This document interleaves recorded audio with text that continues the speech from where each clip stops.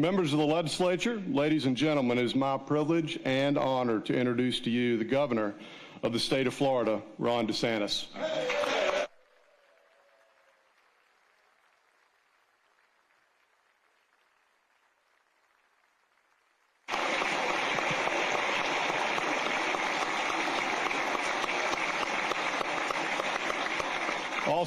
Also joining us in the East Gallery is the governor's wife, First Lady Casey DeSantis.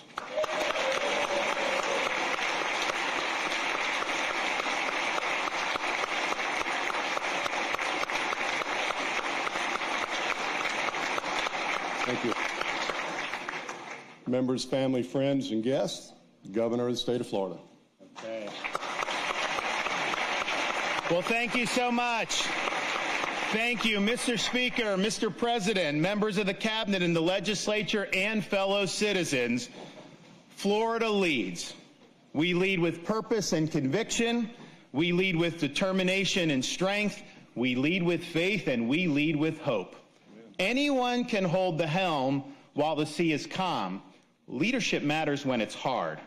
Florida is the leader among states because we lean into challenges, tackle the big issues, and deliver results for the people that we serve. Now, in these endeavors, we're mindful of the adage from an American philosopher, quote, "If you don't know where you're going, you might wind up someplace else." Now, Yogi Berra was right to articulate, as only he could, the need for clear direction.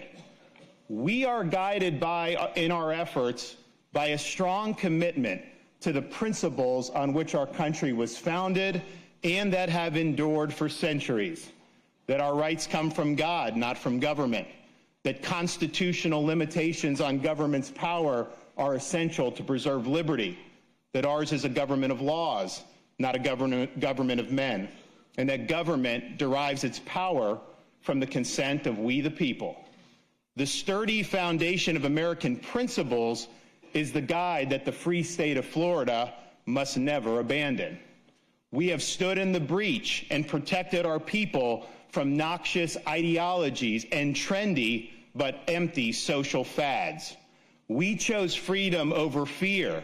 We chose education over indoctrination. We have chosen law and order over rioting and disorder. We are proud of our state's accomplishments while we recognize the work that lies ahead. Our rudder is set.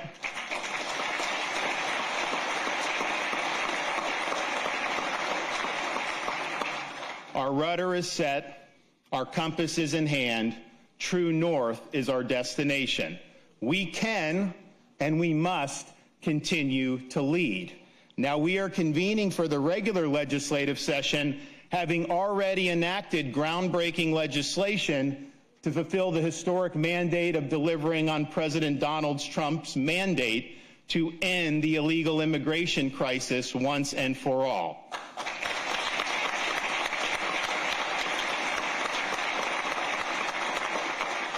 No state has done more, and no state did it sooner than we did in the free state of Florida.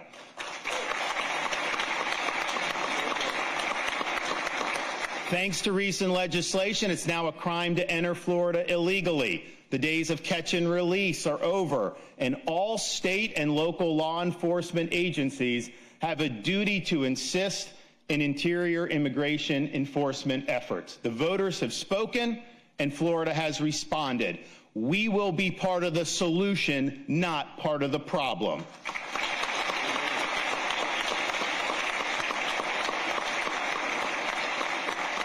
Now, joining us today are two great leaders in this effort, our newly minted immigration czar, Larry Keefe, and Brevard County Sheriff Wayne Ivey. Please wave to us. There's Wayne. There he is.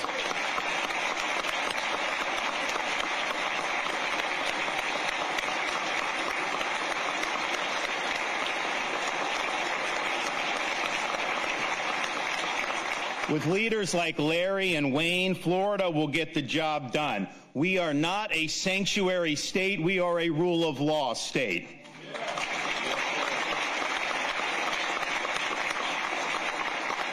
Now, Florida has also led the way in creating a strong economic environment. For the past 2 years, Florida's economy has ranked #1 in these United States. We rank #1 in entrepreneurship, #1 in new business formations, #1 in GDP growth amongst large states, and we have an unemployment rate that has been lower than the national average for more than 50 consecutive months straight.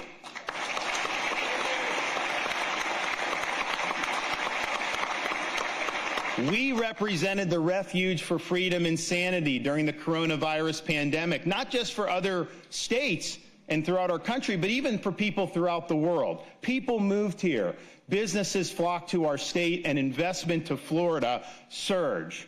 We continue to set tourism records. 2024 saw more than 142 million visitors come to the state of Florida. This includes 3.3 million visitors from Canada. That's not much of a boycott in my book. Maybe they wanted to get a glimpse of what a Stanley Cup winning hockey team actually looks like.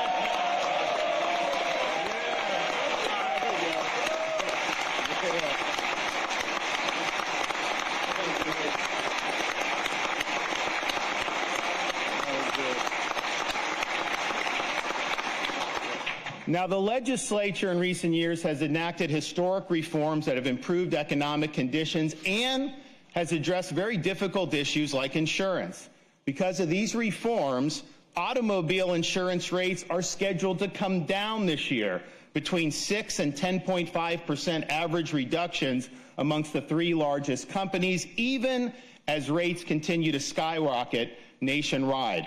And our homeowners insurance market is seeing stability. 11 new companies have entered the market over the past year. 130,000 new private policies were put into effect in 2024. And last year, believe it or not, S&P Global rated Florida as having the lowest increases amongst all 50 states. We were also recently able to announce that in 2025, 73% of Citizens property insurance homeowners in Miami-Dade County are scheduled to receive a decrease on average of 6.3%. Now, the fact is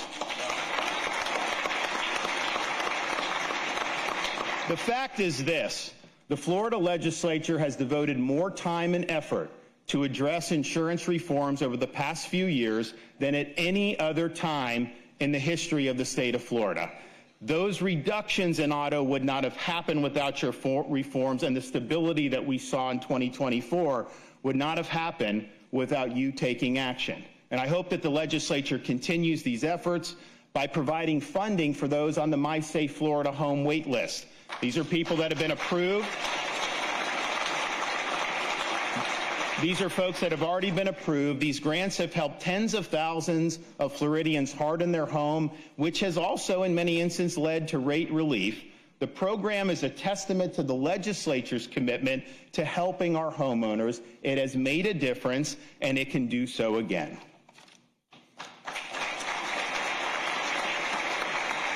Now, our economy is strong in part because our spending and budget policies are sensible. We are actually spending less money in the current fiscal year than we did in the previous fiscal year. Where else in this country have they actually reduced spending? We have the lowest number of state government workers per capita amongst all 50 states. Over the past 6 years, we have more than tripled our state's rainy day fund. We just recently celebrated our 180th birthday as a state, and I'm happy to say just since 2019, if you take all the debt that's been accumulated over that period of time, we've paid off 41% of it in the last 6 years.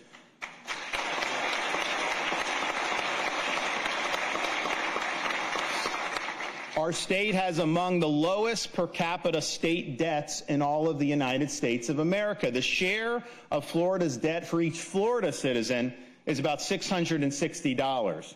The share of the national debt for each U.S. citizen is north of $100,000 per U.S. citizen. Can the congressman in Washington, D.C. please take a page out of Florida's fiscal playbook for a change?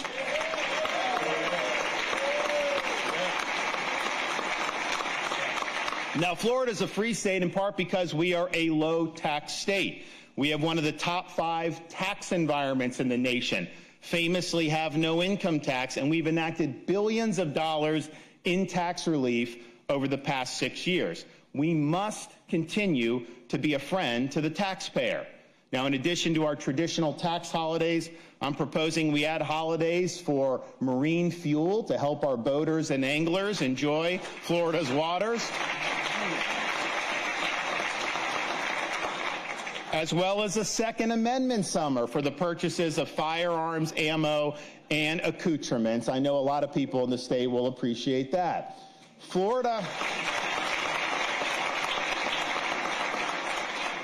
remains the only state in America to tax business rent. And while we've reduced the rate of the tax, it is time to eliminate it altogether.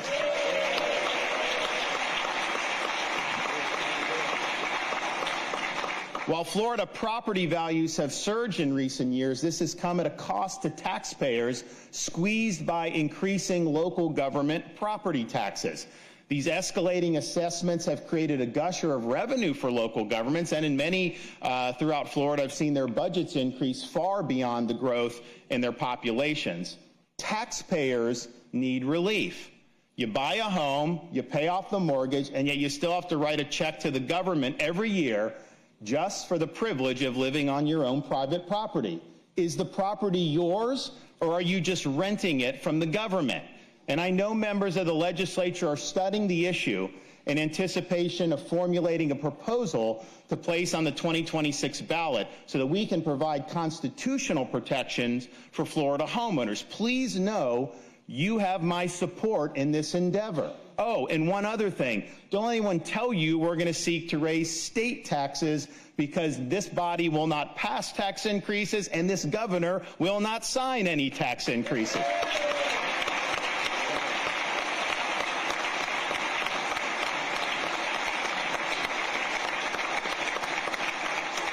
Florida is also led on the issue of education. We've been ranked #1 in America for the past 2 years.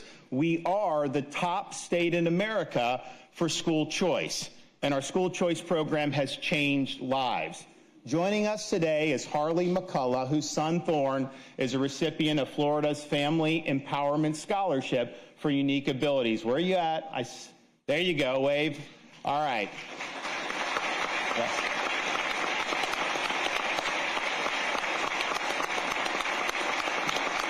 Now, her son Thorne attends the Jacksonville School for Autism simply because of the scholarship that has been enacted in the state of Florida. He can now pursue an education that fits his unique needs instead of being forced into a one-size-fits-all approach.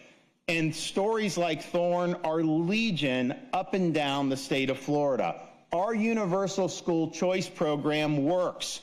Families and students have benefited, and the academic bar has been raised throughout the state. It's a great testament to the members of the Florida legislature that we were the first state to enact such an ambitious and far-reaching choice program.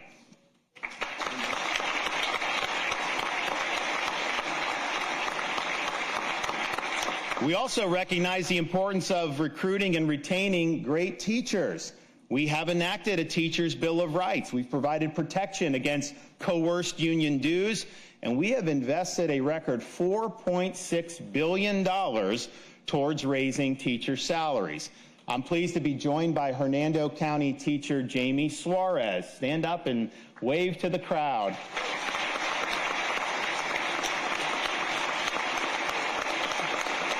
Jamie is the Florida Teacher of the Year for 2024.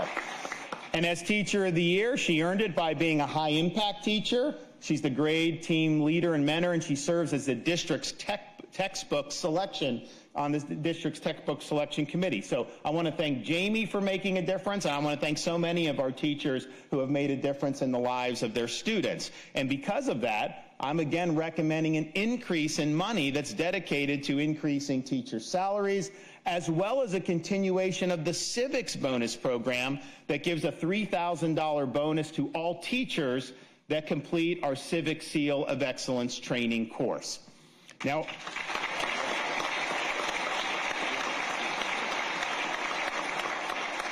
Now, our universities have earned strong commendations, and we currently have 4 state universities ranked within the top 50 for public universities throughout the entire United States.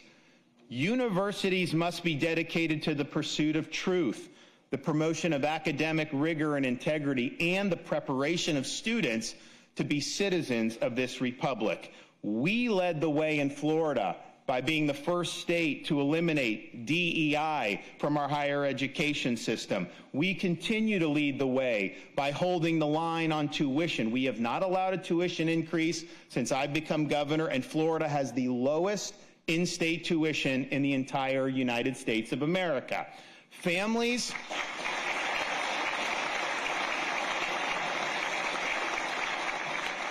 deserve state universities that provide education, not indoctrination, and that education must be attainable for students regardless of their family's financial status. And I'm happy to report that in both of these regards, we are delivering for the people of Florida.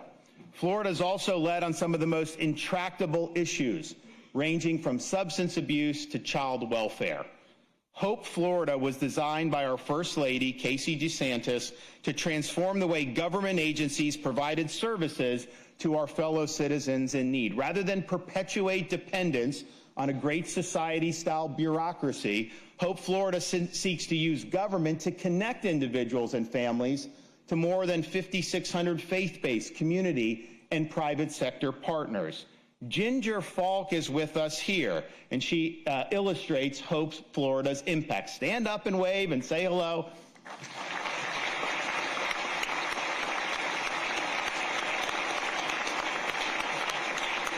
Now, Ginger was struggling to make ends meet, and her goal of becoming a physical therapist seemed like an elusive dream. Thanks to the help of a Hope Florida navigator, Ginger was connected to resources that helped her complete a physical therapy program. She's now a physical therapy assistant, and she is on her way to realizing her dreams. By the end of 2024, Florida has helped nearly 30,000 participants reduce or entirely eliminate their reliance on government assistance. This has provided them with a pathway to financial independence, and it has netted the taxpayers over $108 million in annual savings. In the aftermath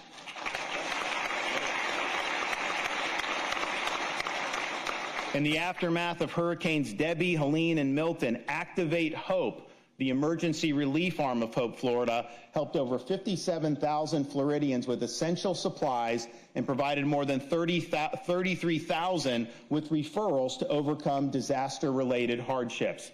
The Hope Florida model is now being replicated by other states around the country. Thank you to my wife, Casey, for her leadership and her ingenuity. Great job.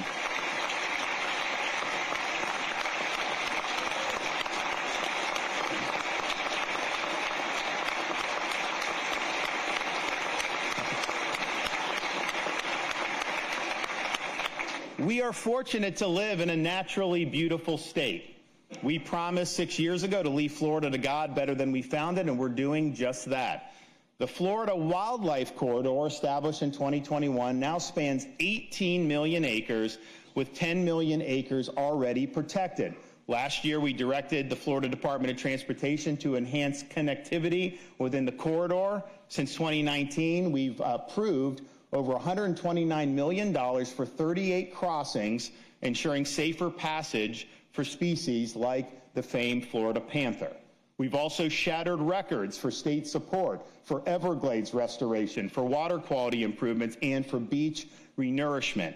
While our efforts have been strong, the federal government has lagged in its responsibilities regarding Everglades restoration. But I'm happy to report that the Trump administration is receptive to block granting money to us so that we can complete these needed projects like the EAA reservoir ourselves. One thing I've learned, Florida time is a lot faster than Army Corps of Engineers time.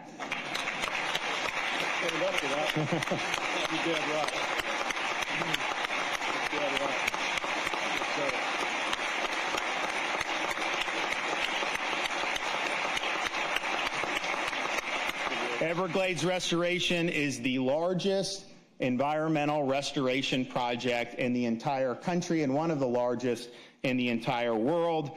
We are on the path. We're ahead of schedule from the state perspective, but we need to get this job done once and for all, and so we will be working with the Trump administration to bring that to fruition.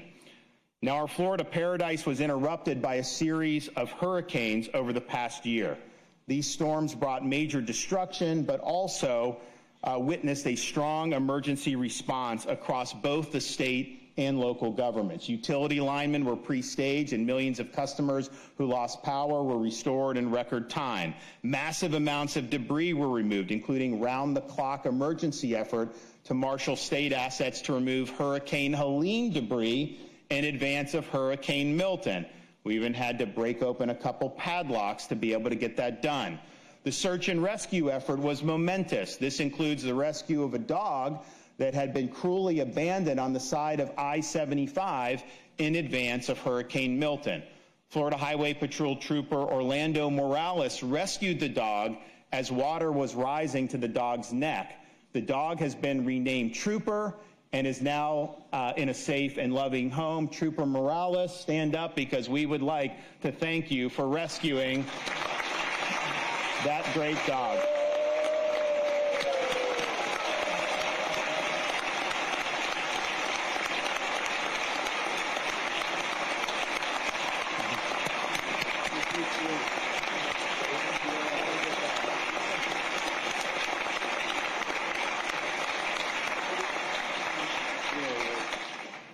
Now, at the state level, we have utilized all available levers, from the Florida Disaster Fund to our small business loan program, to help individuals get back on their feet after these flurry of hurricanes. We are joined by Cannon Gregg, the founder of Pelican Oyster Company. Stand up, my man. Where are you at? There you are.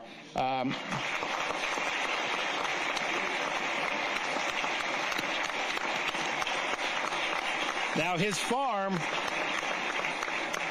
was devastated by Hurricane Michael back in 2018. Of course, he rebuilt and then got hit by Hurricanes Helene and Milton. He will be a recipient of grant funds to support rebuilding efforts and to get his business back to normal. The recovery efforts after major hurricanes persist long after the cameras leave. I know more needs to be done, and you can count on me to be supportive of future legislative efforts to help with these important recoveries.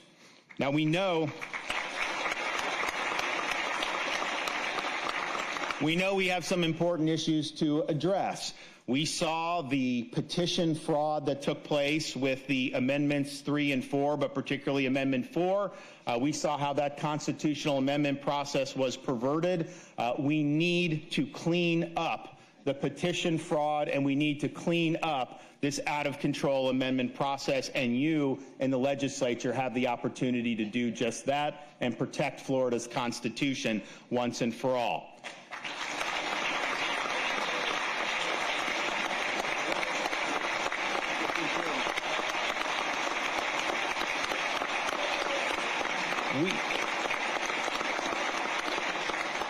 We've also had many discussions about condominium reform, and I know there was efforts to be made after the tragedy at Surfside in 2021. Those were all very well-intentioned efforts, and I think probably have done a lot of good, but in some instances, it's putting people in a very difficult financial pickle. I've been sounding this drum for many months. I have every bit of confidence that the legislature is going to fully address the needs of our Florida condo owners. We do not want to see anybody forced out of their condominium because of legislation. So let's get the job done for them.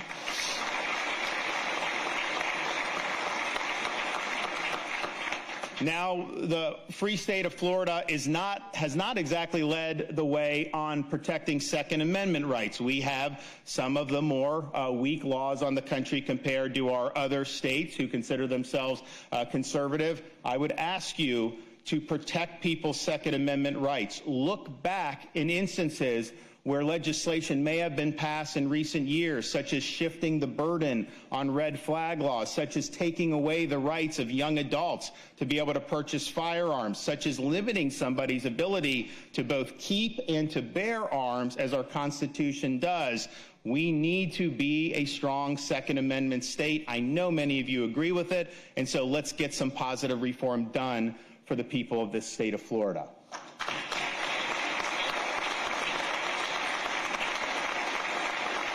Now, before I conclude, I'd be remiss if I didn't remind everybody of some of the accomplishments that together we have achieved over these past 6 years. We banned China from purchasing land in the state of Florida. We enacted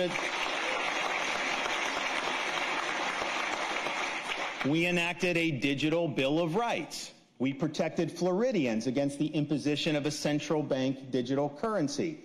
We instituted the death penalty for pedophiles.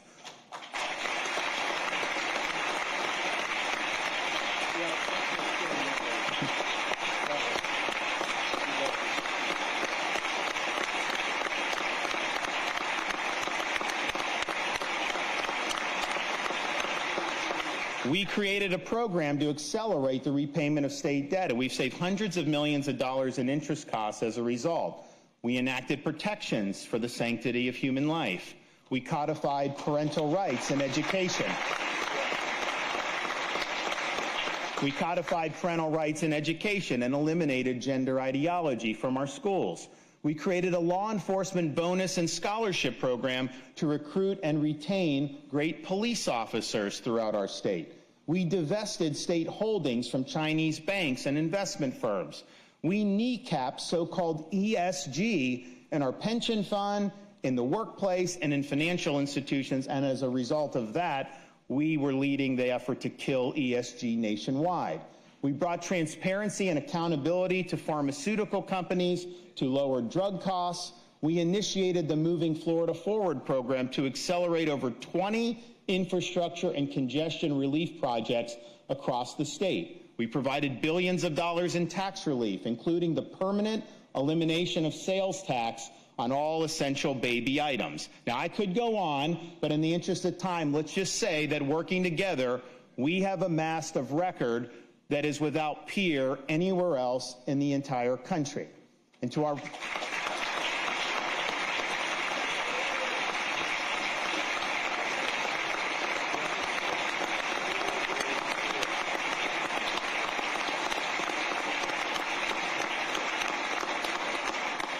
To our presiding officers, Speaker Perez and President Albritton, I look forward to working together to advance our shared goals. Now, Speaker Perez represents the busy, fast-paced, modern Miami, the gateway of the Americas, a unique place, not just in our state, but in our country.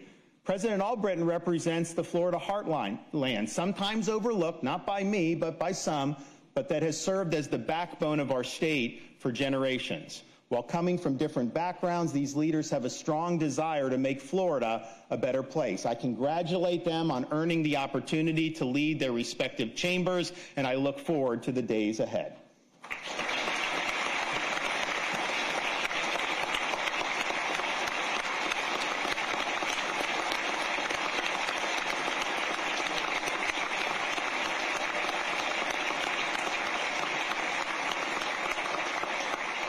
To our Chief Financial Officer, Jimmy Petronis, thank you for your service to our state.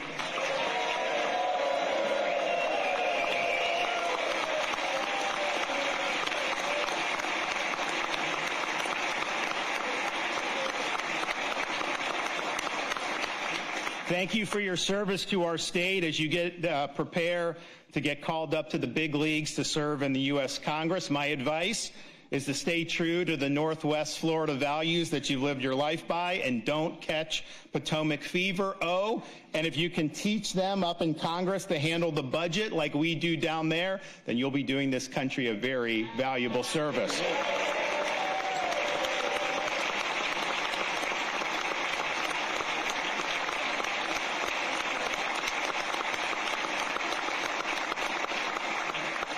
Commissioner Wilton Simpson, you'll soon be the most tenured member of the Florida Cabinet.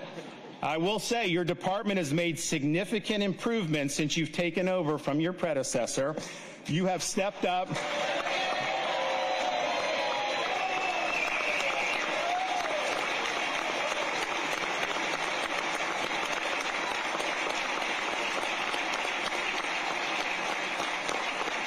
You have stepped up as part of our state's new immigration board to assist in the state's effort to combat illegal immigration. Your department has already done great work, and I thank you for doing that. We have a new Attorney General, James Uthmeyer, who is...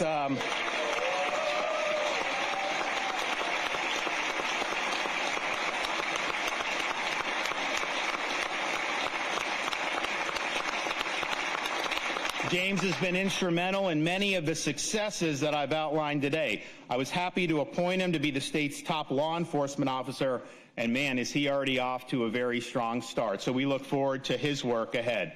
Now, to the members of the legislature, you're entrusted by your constituents to exercise sound judgment on their behalf. You have been more productive than any legislature in America over the past 6 years, and you should be proud of that work, and you should be proud of your willingness to serve.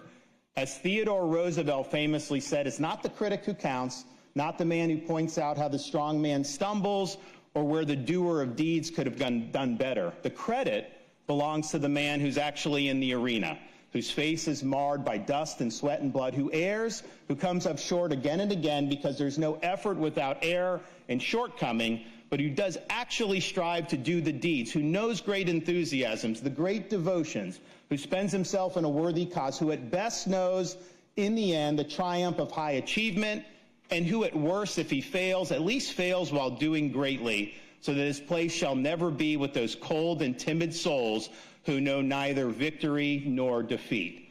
My friends, we have great opportunities over the next 60 days. The people of Florida are watching. Let's work together to solidify our successes and address the challenges before us. Our voyage is not yet complete, but our goal is to one day say, in the words of Walt Whitman, O Captain, our fearful trip is done. The ship has weathered every rack. The prize we sought is won. Good luck, and God bless you all. Thank you.